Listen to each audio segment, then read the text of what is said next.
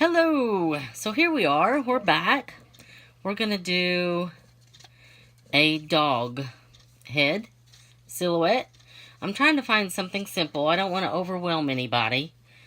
But it's still very challenging to do cutouts. It really is, regardless what anybody says. So I'm going to take you through from beginning to end on each one of these in case you didn't watch the first video. Because not everybody's going to pick the same video to do. You're going to do whatever you want to do. So anyway, here we're going to have a dog head. And I've got it pretty much apportioned to the size that I want on my egg. And I'm going to use an Elmer's glue stick.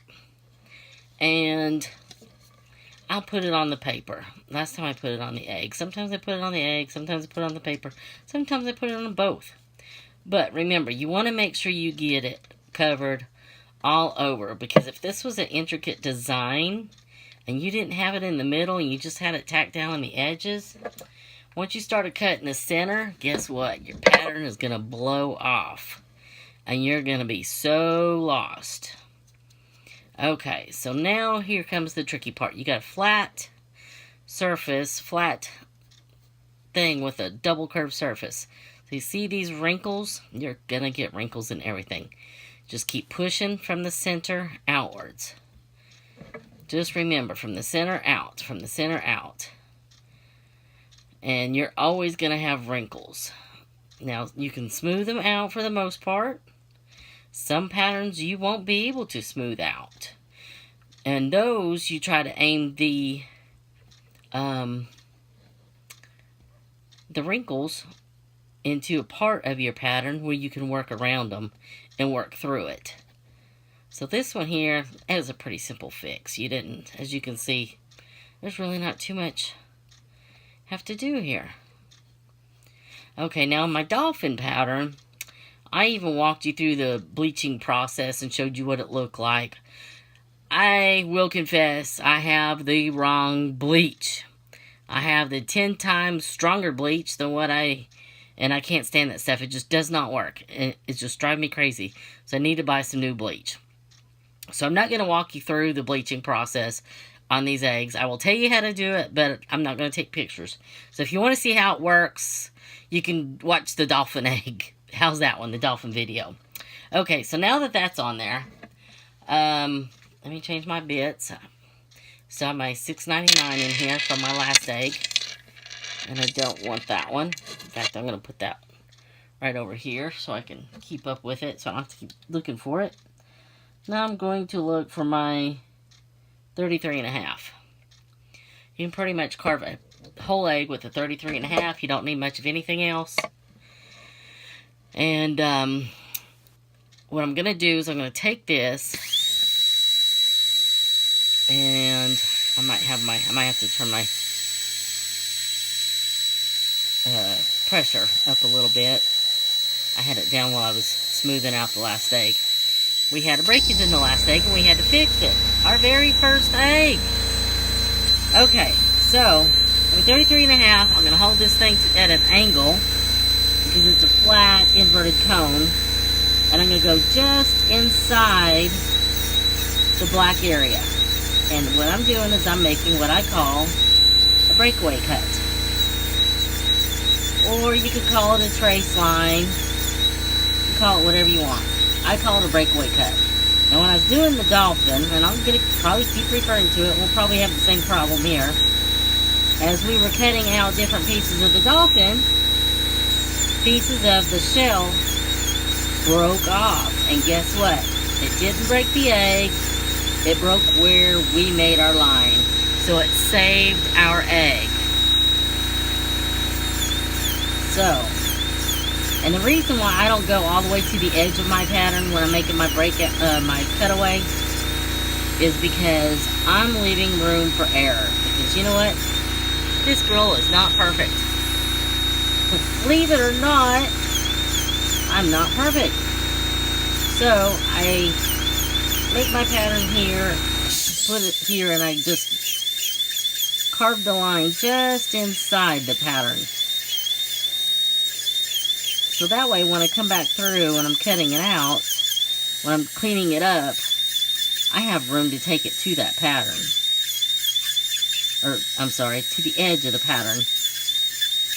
It's been a long day, and it's the inauguration day, so trying to watch TV and get this done. It's been a very, very rough week for me. So we have class in the morning, and I'm a bad teacher. I procrastinate, and I really don't procrastinate. Okay, so we've made our breakaway cut. So now I'm going to change my burrs, and I'm going to use the $6.99, which is the tapered carbide. I hope you can see that. Okay, so I'm going to kind of drill down into that, and I'm just going to go round and round and round until I get into my line here. I'm trying to watch myself, make sure I'm getting this on camera, not blocking your view. And I'm just going to just cut out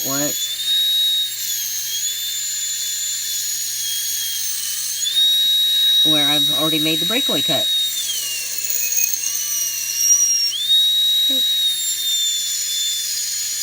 And I barely have I probably should have my burr in a little bit deeper than what I do, but not a very big egg.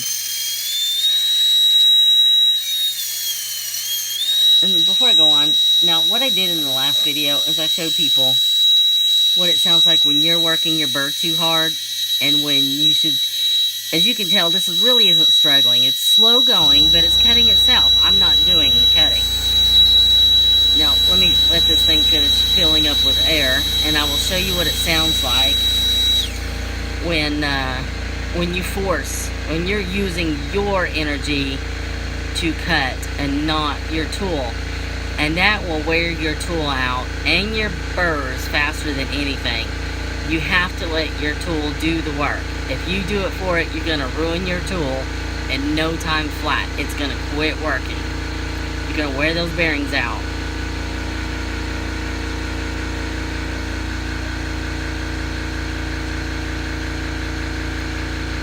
I could do this while this is running, but I just wanted you, I think you can hear it better if I don't. And I'm not sure about using this bit. We'll try it on this one. So for the $6.99, we'll go. This is so hard for me to see what I'm doing. Here, it's doing that. When it's doing that, you're making it stop like that.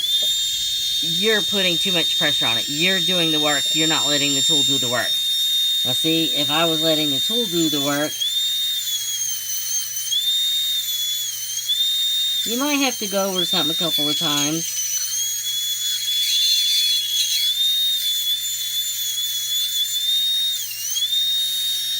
But see, a big difference. Now here, if I try to do that with,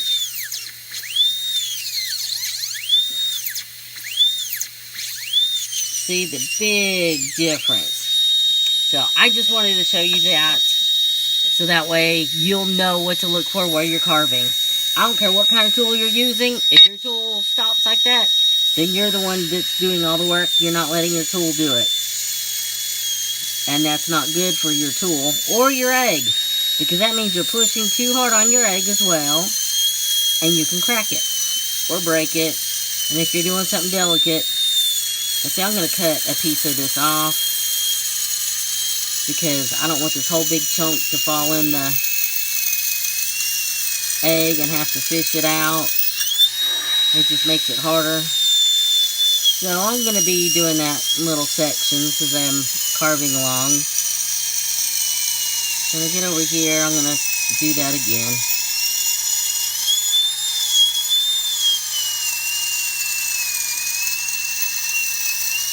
You can cut the whole piece out and if it falls in, that's fine. But just remember, if you're doing a delicate pattern, you really don't want your egg stuff to kind of fall in. You can kind of turn it upside down and cut away and let it fall out that way.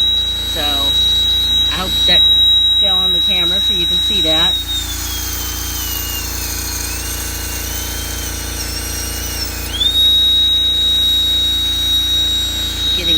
vision. I'm trying to watch the camera when I'm doing this. Not an easy task. Need to hire me a camera boy. Anybody knows one?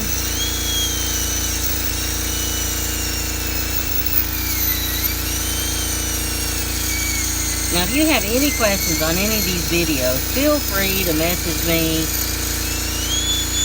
and ask away. That's what I'm here for. My way is not the only way. My ways is my way, and I'm sharing my knowledge with you just to help you carve. It is a dying art.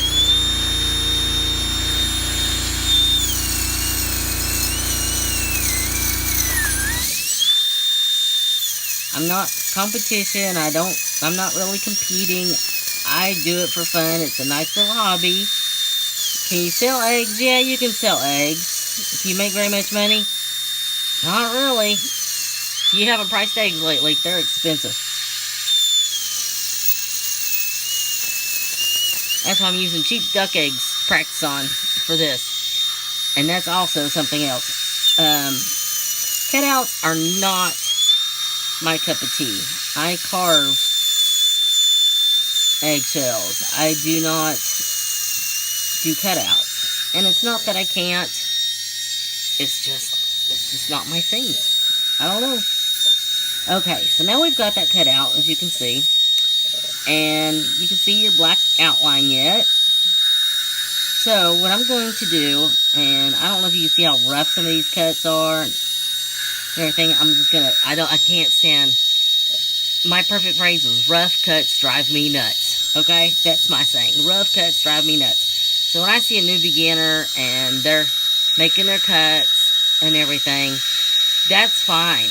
But take the time to go back, take your $6.99 right here, and just slowly, just use the edge of it, and shave your sides and smooth out the cuts. And you can smooth them out to the edge of your line, where your black line was. And that way, like I said, it leaves you room for air while you're smoothing and while you're cutting. And you could get a little bit more detail into the pointy of the ears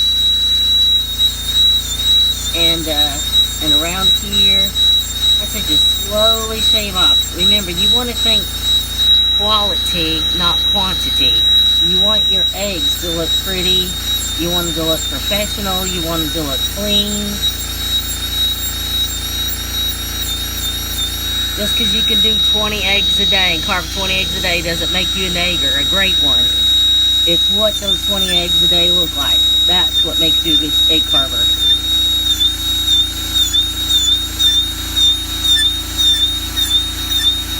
You can tell whether or not somebody's heart is really into egg carving by how their eggs look. If they're spending the time to smooth them out, to make them look nice and smooth and professional, or if they've just done a dozen eggs because they're trying to hurry up and go to a first egg show or craft show and sell their new artwork. Guess what? They're not going to sell very much because they're going to look really bad. Now, people will still buy them because it's a unique hobby. It's a unique gift, but, you know, I just think it would look better if you had them. I'm trying to make sure that you can see what I'm doing while I'm doing it, so I can see what I'm doing. But you want to sell your stuff and make it look nice. And that way you'll have repeat customers, which is what you want if you're in a business to sell it. My biggest problem is every time I make something I like or somebody orders, I have to make one for myself to keep because I like it. So, I'm pretty bad about that myself. Like I said, this is not a fast process. This is slow, but that's fine. Now when you're working from a point, you see how I'm doing this? I'm starting close to the point and working back. Because I don't want to break that point off.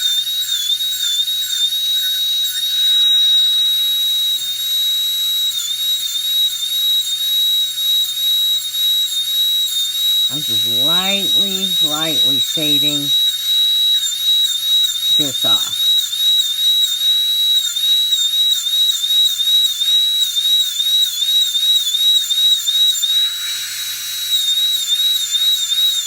I'm not even going to finish the process with the bleach and cleaning it up and bringing it back. I will take, like I said, I got the crappy bleach. The same on me, I know. And I am telling you all to use regular plain Clorox bleach. Don't get the no-name brand bleach. For some reason, that doesn't work very well either. Just get regular household Clorox bleach. No scented added. The scents, the ones with scents, don't work with the crud either. Or the extra strength ones, which is what I've got. 10 times the strength, yeah, right, whatever. It does not work that good. I have to water it down, and then to get the water and bleach ratio correct drives me crazy too. And then it still is taking too long. It took the last egg almost an hour, and it should only take about 10 minutes. And the longer your egg sits in the bleach, the weaker the shell's gonna be. So remember that. Okay, so basically, here's our egg. Here's our doggy Silhouette. He's done. And he's carved. He's just ready to be cleaned up. And now I have a little box. I keep all these little pieces here. So that way, if I decide I want to cut a piece, or if I need a little piece for something, if I want a practice piece, guess what? I got practice pieces. So anyway, we'll just clean him up, and I will bleach him. Of course, it looks white right now, but as soon as you dunk it in that bleach, buddy, that membrane inside this egg, it turns yellow instantly, pretty much. And you'll know it's dead, and the membrane's dead, when it turns just as white as it looks right now. So, just pure bleach. Shouldn't take, I wouldn't say longer than 20 minutes. But when you pull it out of the bleach, make sure you rinse it very, very well with the water to keep the bleaching process. Now, be gentle with it, because the membrane is really what holds your egg together while you're carving it. So if you buy eggs, make sure you don't get them already bleached. Some places sell your eggs bleached. Don't get those. Those are for people that do Pasanki. They usually buy theirs already bleached. So that way they don't have to worry about it. And they do other things with theirs anyway. But we don't want ours bleached. We want ours pure, regular eggs. And I'll even go to the store, into the free range, into the eggs, and I'll get a few cartons of the free range eggs out. And when you open up a carton of eggs, you'll see little spots here and there on them. I'm not talking about the dark brown spots on brown eggs. Those are fine spots, but I'm talking like if you're looking at white eggs and you see the spots on the white eggs, those are weaknesses in the shell. And most of the time it's because they're fed chemicals or products to make them lay more and more and more, and their shells are just really thin and weak. So you don't want those, and you even still get that with free-range eggs. But I will go through, I'll get 2 or 3 cartons out. My husband kind of walks away and leaves me at this point because he's embarrassed. But I will go through and I will pick out the eggs that doesn't have any spots on them. I figure I'm paying a lot more money for these free-range eggs. I'm going to get what I'm paying for. So anyway, and I will be picky about my eggs, and I'll get them that way.